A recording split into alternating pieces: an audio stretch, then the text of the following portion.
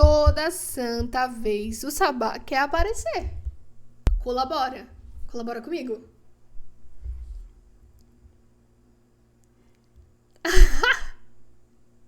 Fica aí, tá bom?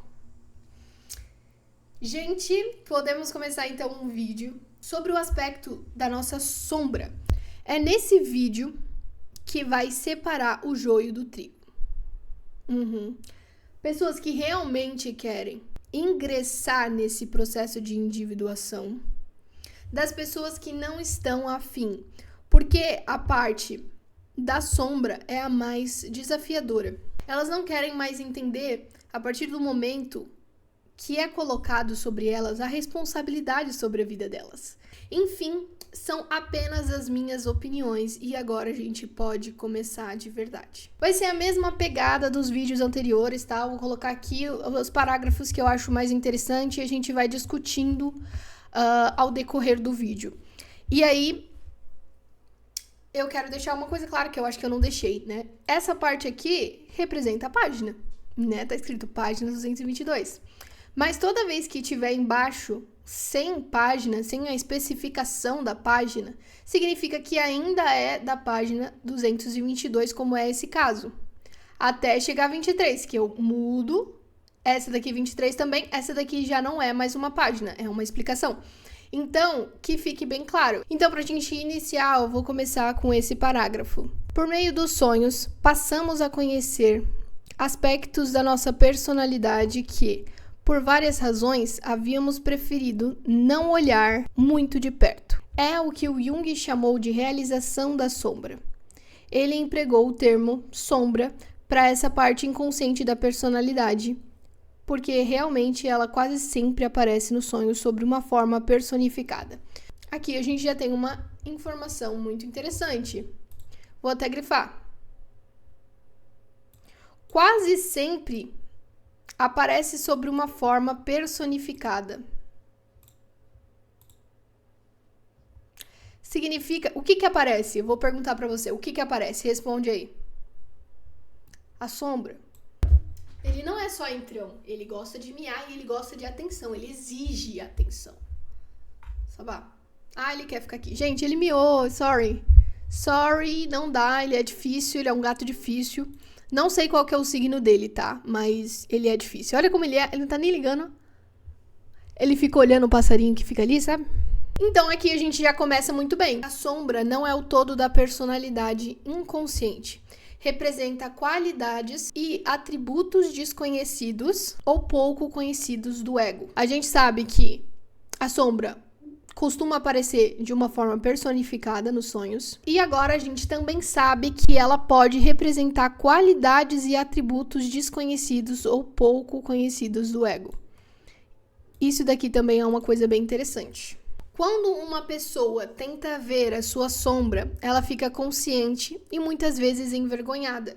Isso é comum. Das tendências e impulsos que negam existirem em si mesma, mas que consegue perfeitamente ver nos outros. Coisas como o egoísmo, a preguiça mental, a negligência, as fantasias irreais, as intrigas e as tramas, a indiferença, a covardia, são muitos, tá? O amor excessivo ao dinheiro e aos bens, em resumo, todos aqueles pequenos pecados que já se terá confessado, dizendo que não tem importância.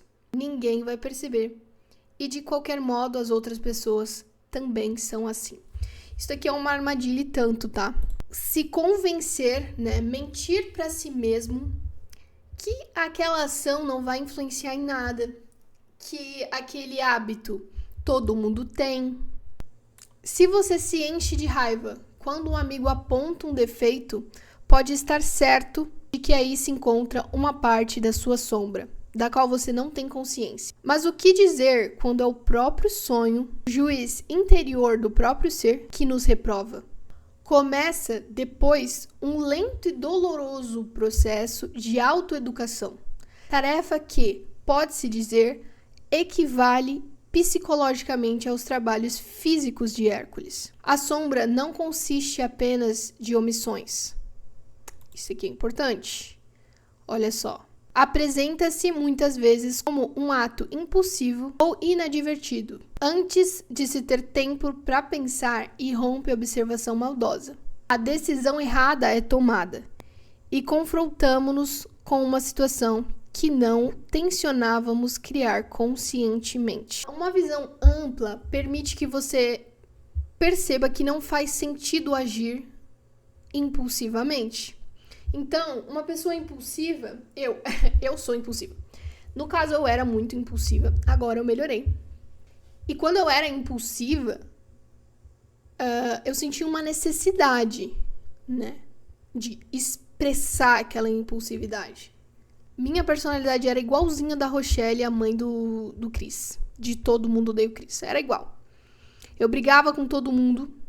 Eu exigia demais das pessoas. E eu não me responsabilizava pelos meus próprios atos, porque eu queria culpabilizar outras pessoas, me tornando assim a vítima. Mas não é assim que as coisas funcionam. Eu, gente, estava em uma casa de campo quando uma mulher insistentemente quis me controlar. Eu, de uma forma impulsiva. Daí você fala, poxa, Vitória, você assassina pessoas no sonho? Isso revela algo ruim do seu caráter, hein? Por que eu tive esse sonho? Gente, é muito claro. Eu tenho algumas questões psíquicas. Obviamente, senão eu não estaria aqui. Dando o contexto pra vocês, então, eu sentia uma necessidade de expressar e eu sentia que a minha expressão não era bem aceita. Durante a minha infância inteira foi assim. Sempre odiei o falso moralismo. Coisas que infelizmente têm de peso na nossa sociedade. Nesse sonho, por exemplo, a sombra, evidentemente, é a própria pessoa que tentou me controlar. Mas não só ela, porque também o meu próprio lado impulsivo estava sendo representado naquele momento por mim mesmo. Então temos duas sombras. O ato de matar, ele não é literal, né? Ele, assim como tudo no nosso sonho é simbólico e arquetípico, nesse caso não é diferente. A morte, ela pode simbolizar muitas coisas. O fim de um ciclo, o começo de outro, né? Uma ruptura que talvez seja necessária, né?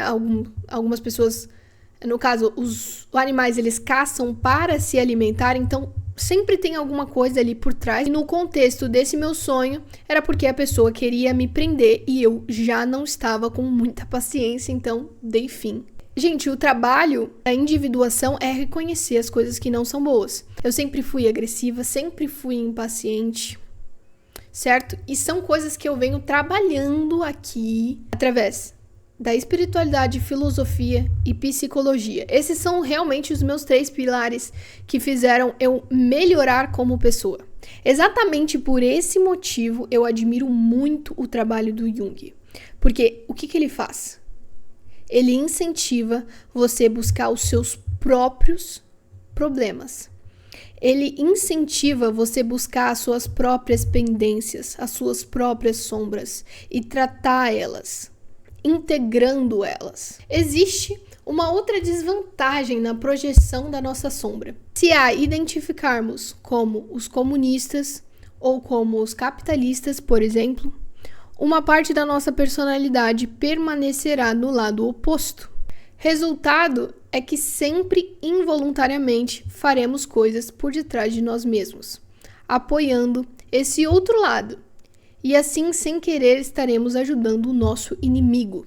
Depende muito de nós mesmos a nossa sombra tornar-se a nossa amiga ou inimiga. Por que isso acontece? Tem a resposta aqui. A sombra só se torna hostil quando é ignorada ou incompreendida. Então não dá pra gente ignorar a nossa sombra. Por exemplo, se eu, por um acaso, ignoro o fato de eu ter sido completamente impulsiva no meu sonho, o que vai ser de mim? O que vai ser de mim? Se eu fico falando, não, eu não sou impulsiva não, eu sou um anjo. O que vai ser de mim? E se eu ficar com esse pensamento de tipo assim, qualquer coisa eu explodo aqui e não dá nada, eu vou machucar as pessoas que me amam. Eu vou envergonhar as pessoas que me amam.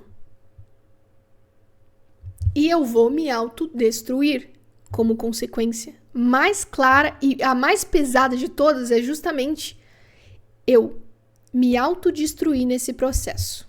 Portanto, seja qual for a forma que tome, a função da sombra é representar o lado contrário do ego. Olha só, a gente já coloca aqui algo muito importante, né? Muito importante. A função da sombra é representar o lado contrário do ego e encarar precisamente os traços de caráter que mais detestamos nos outros. Olha que essa frase é muito interessante, porque ele acentua, seja qual for a forma que tome.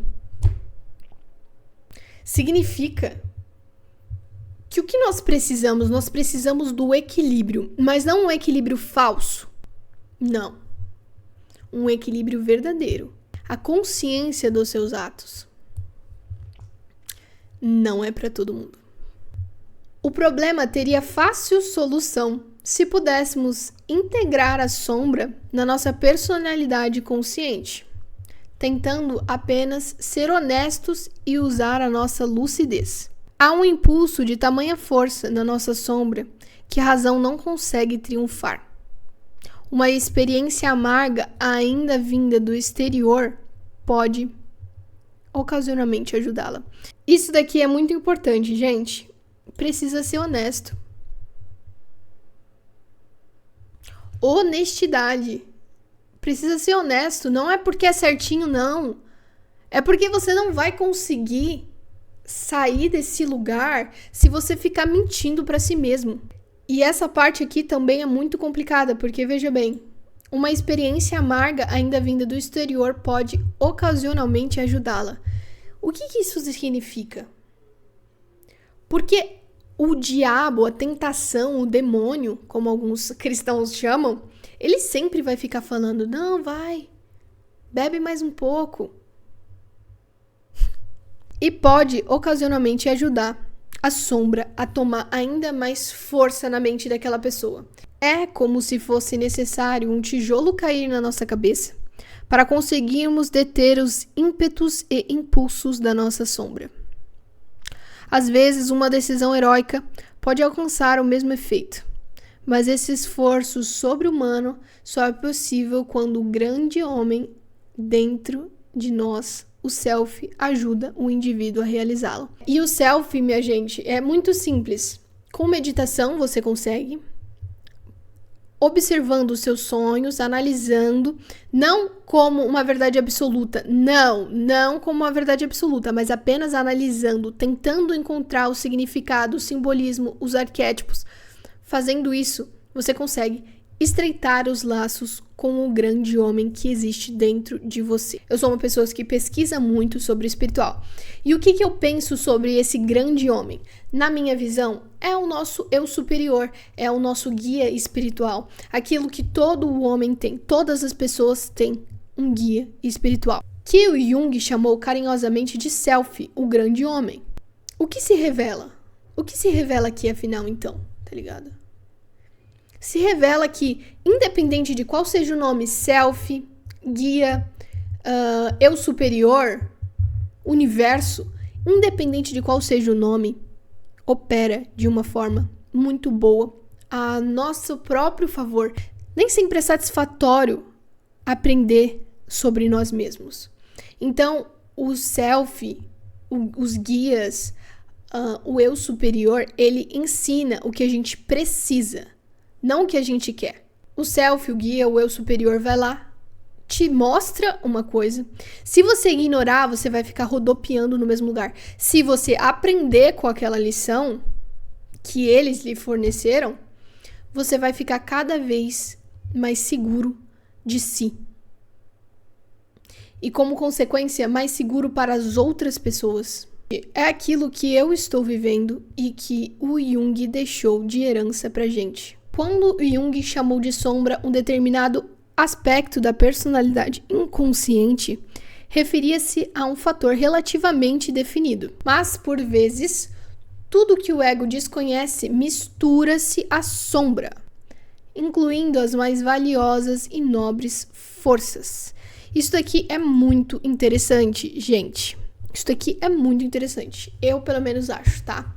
Se a figura da sombra contém forças vitais e positivas, devemos assimilá-las na nossa experiência ativa e não reprimi-las. Cabe ao ego renunciar ao seu orgulho e à sua vaidade, para viver plenamente o que parece sombrio e negativo, mas que na realidade pode não o ser. Olha só, o que parece sombrio e negativo. No meu vídeo sobre como eu superei o meu medo do escuro, eu falo sobre isso. Ela não é sombria, na verdade. Ela não é sombria. Mas a nossa mente limitada faz com que seja sombria. Quando em nossos sonhos aparecem personagens sombrios, parecendo desejar alguma coisa, é difícil sabermos se personificam uma parte da nossa sombra, o self, ou ambos simultaneamente. Adivinhar antecipadamente se o nosso sinistro personagem simboliza alguma deficiência que precisamos vencer ou um aspecto significativo da vida que devemos aceitar é um dos mais difíceis problemas a nos apresentar em nosso processo de individuação. Além disso, os símbolos oníricos são tão sutis e complicados que não podemos estar suficientemente seguros da sua interpretação. Eu vou pôr em vermelho e bem grande.